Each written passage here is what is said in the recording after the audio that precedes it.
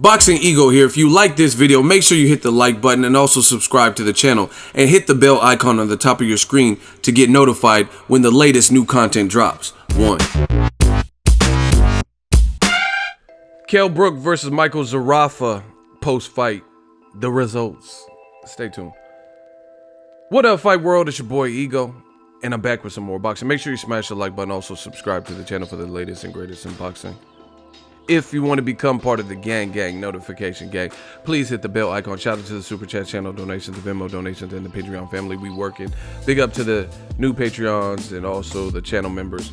You know, we working. Now, I just watched DAZN main event, Kell Brook. So basically, my trainer said I'm at midway and I got a little sloppy, right? Michael Zerafa, Kell Brook. And on my post-fight reviews, when I give you guys the results, I like to give you guys the good, the bad, and the ugly. The good is, you know, Kell Brook back into action. He was supposed to fight Brandon Cook or Dane Cook or somebody a while ago, and he pulled out with injury, you know, so he hasn't been the most active guy, so that's a good thing. Another good thing is he won via unanimous decision, so he gets to move on. Now let's talk about the bad. The bad is this was kind of an audition tape for a fight that could happen in Kell Brook versus Amir Khan, and in my opinion, Kell Brook didn't look that sharp in this particular fight. So there is already a rumor that Crawford was going to fight Luis Collazo, and then that rumor switched to possibly a deal being reached with Amir Khan and Terrence Crawford, right? And then based off of this kind of a lackluster performance where Kell Brook didn't look as sharp, even though he won. You know, I don't know what people will say about Amir Khan to Kell Brook. You know, Amir Khan is like, man, I can make money fighting Terrence Crawford, plus I'm fighting for a world title. You know, there will be that argument. You know, of course, I still want to see Amir Khan versus Kell Brook, but, you know, this, like I said, was the audition tape for Kell Brook to really prove why Amir Khan was, like, ducking him. And, you know, and he just didn't look all the way, like, connected in this particular fight. He started off pretty good. But then, surprisingly, the Australian, crikey, you know, as the fight wore on, Zerafa was the one who I thought looked sharper. You know, he grew stronger as the fight progressed, you know. And I called this a long time ago, not to toot my own horn or anything, but when Kell Brook, when it was announced he was going to fight Gennady, Max, Kell Brook, he's not, right? When that was announced, I told you my thoughts, and I was very clear. I got a lot of flack for it too, but me being the person I am, I stood on the front line and told you why I was not a fan of that fight happening. You know, Kell Brook moving up 13 pounds, one fell swoop, not acclimating, fighting the #1 middleweight. You know, it just spelled trouble. Now, although Kell Brook did, quote unquote, expose some vulnerabilities in Golovkin, he also sustained a gruesome injury to his eye. You know, basically a shattered orbital or his skull, you know, a skull fracture. And then the very next fight where he had to fight as mandatory, same thing happened on the opposing eye. Now, you know, one fight, well, this is the second fight, but 2 fights removed, Kell Brook looks like a totally different fighter. You know, he doesn't look like he has the confidence. Another thing is Kell Brook should have been more active than this. He's a guy who balloons up in weight in his off season, and you know, he should have bounced back from the Errol Spence with light competition, you know, to build his confidence back, and he should have been fighting more often, because part of Kell Brook's style, I think, is he's not like Floyd Mayweather. Like Mayweather's just a superb boxer, but he has some pizzazz and he has athleticism, and you know, to maintain that type of rhythm and kind of cadence, I feel like Kell Brook needs to be active, because your timing, you know, just look at this fight. It's an example. You know, Kell Brook skillfully is better than Michael Zerafa, and that's why it's another disappointment, because, you know, people expected him to blow this. This guy's a stripper. Oomps, oomps, oomps, oomps. You know, he's a stripper. Riding my pony. He was a Chippendale dancer. Peter Quillen knocked him out. And, you know, the consensus was people expected Kell Brook to do well with him and or knock him out. He beat Rabchenka, basically, right? and people thought it would be the same way. But you know, Michael Zerafa had other plans. Even though he lost, this is one of the type of fights where Kell Brook clearly won the fight for sure. But did he gain any new fans? Did he like, you know, did he stake his claim as like for the Amir Khan fight, right? I didn't see that, you know. Michael Zerafa, he was durable, he was tough, and like I said, as the fight wore on, he got kind of better. Kell Brook had a really, I don't have all the rounds memorized, but I want to say round 7, you know, he was lighting up Zerafa with some good shots, and then he went for it. And I was like, all right, cool.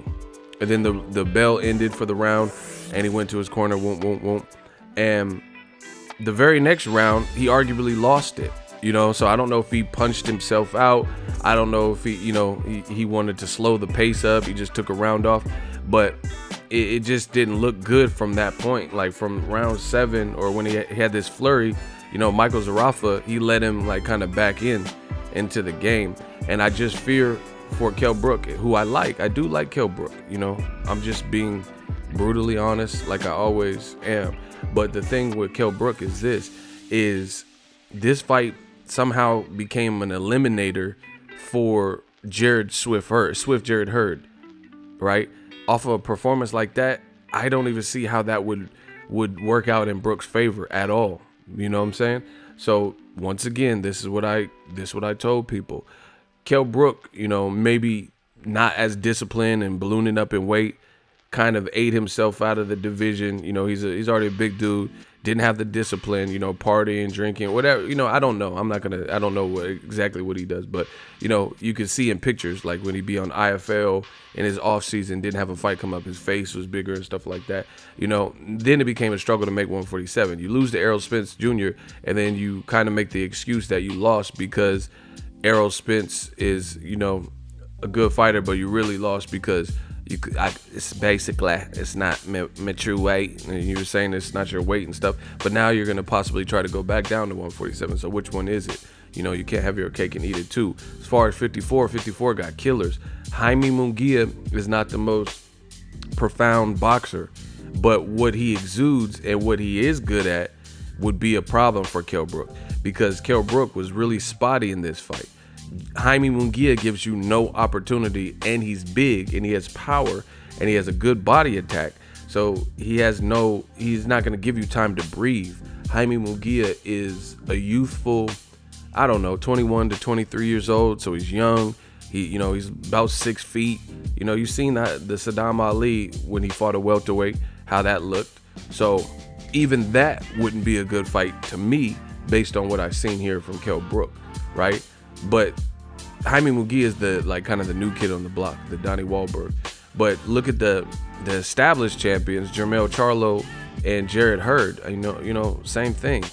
How are you gonna beat Jarrett Hurd? He doesn't really give you a chance to rest, and he's durable. He could take a shot, and he's 6 feet tall, basically.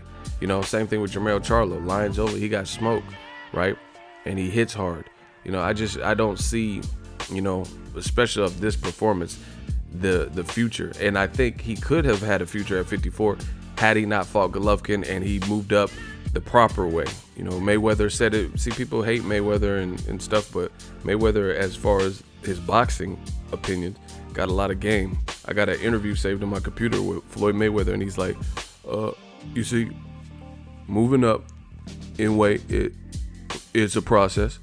It just doesn't happen overnight. You know, it's definitely a process. That's what Floyd said. And it's true. Kell Brook didn't respect the rules. And then, you know, he lost to Triple G. Then the pressure was on him to fight Errol Spence, who had been patiently waiting, you know, and then the rest is history. 2 back-to-back losses. Now you got a guy who was on point and, you know, doesn't look like the same guy. It doesn't look like, you know, it's like he's almost like a black sheep in the terms of where is he even fit? Like, you know, 47 got killers. You know, are you going to beat Terrence Crawford with that performance? Keith Thurman, you know, Pacquiao even off of that. But then the Michael Zerafa, you know, you're struggling pulling the trigger with him, you know. And then, like I said, 54, you got killers up there too who are also bigger. They're big, strong. The best of the best, the top 3 guys, you know, top 4 guys. Edeslandi Lara, look at him, you know. Top 4 guys, Edeslandi Lara, in no particular order. Jarrett Hurd, Jermell Charlo, and then Jaime Munguia, they all are bigger than Kell Brook, all with power, different styles, but you know, all styles that based on this type of performance, especially if you're working in spots, you know, and trying to be economical, that wouldn't be good for you, especially Jaime Munguia, Charlo, and Hurd. But even Lada wouldn't be good because he's gonna move around and pot shot you. And what I seen from Kell Brook, he looked extremely flat-footed.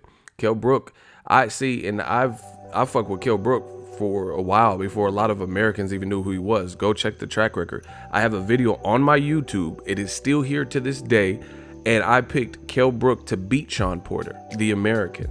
The video is still up. You guys can search it. Boxingego, Shawn Porter, Kell Brook prediction or something, and it should come up, right? I know I did a video, and nobody even knew who Kell Brook was at that particular time. They're like, nah, you tripping. Shawn Porter's gonna get him, because Shawn Porter had blew through, I think, Paulie Malignaggi and Devin Alexander at the time. So they're like, yeah, right, you full of shit. And then he won. So I followed Kell Brook, even his lesser fights, you know, the Carson Jones. Like, I'm turning lesser in terms of less publicized in America, you know, the Svenchenko or whatever, the dude that stopped Ricky Hatton, Vyacheslav or whatever his name is. So I fuck with Kell Brook, but you know, I got to be real here, and he doesn't look like the same fighter. He used to have a lot of bounce, you know, like Jay-Z said, you ain't got that bounce. You have a bounce and like some spruce and energy in his steps. And some of the old tricks he would do, like he's always lunged in, but he made it make sense, even with Golovkin. But here he was kind of just lunging in, and I'm just thinking, damn, if you lunging like that with Charlo, you might be on bad legs. You know what I'm saying? Because it didn't look effective. But so he's always kind of done that jumping in, lunge in, but he was sharper with it. You know, and like I said, he just had more bounce. I didn't really see that bounce in this. He was like more flat-footed. His stamina looked like he had to conserve it, you know? And so I don't know. I don't really know where he goes from here. Khan will likely fight Crawford, so that's another fight we're not going to get. This was the DAZN card, Eddie Hearn's card. I really don't know where Kell Brook goes from here, to be honest. He's in between a rock and a hard place. 54 has killers. I guess he's the mandatory now for Jarrett Hurd, which I don't see that being a good stylistic matchup. Even post-fight, like when they were like about to go to the scorecards, Kell Brook looked disappointed. Now, the last thing I'm gonna say is, you know, this might be unfair, but Kell Brook, for whatever, I don't know why, but he left Dominique Ingle. It seemed like Ingle was a better fit for him. You know, no disrespect to his trainers, I don't even know who they are, but I seen them. I just, you know, and again, it's hard to gauge off of one fight. You know, you're trying to get your rhythm with that person, but based on the performance, he looked better when he was with Dominique Ingle, you know? So I don't even know why he left that situation, but hey, it is what it is. Let me know what you guys think is next. That is my thoughts. Kell Brook versus Michael Zerafa. Zerafa, you know, I didn't spend too much time talking about him. Australian game, you know, he was durable, but, you know, he just wasn't at the level. But he did, you know, he was connecting some right hands. Even the UK commentators, who sometimes are, well, not sometimes, oftentimes are biased, they were even talking about how this might be the end of Kell Brook and he don't look the same. And that's rare, because they always show love to the UK fighter, you know, no matter what, and may make it sound like, especially if it's a UKer versus someone from somewhere else. But that's my thoughts. Drop it in the comment section. Make sure you smash the like button as always. Hate, comment, and subscribe. Till next video is Ego, signing off.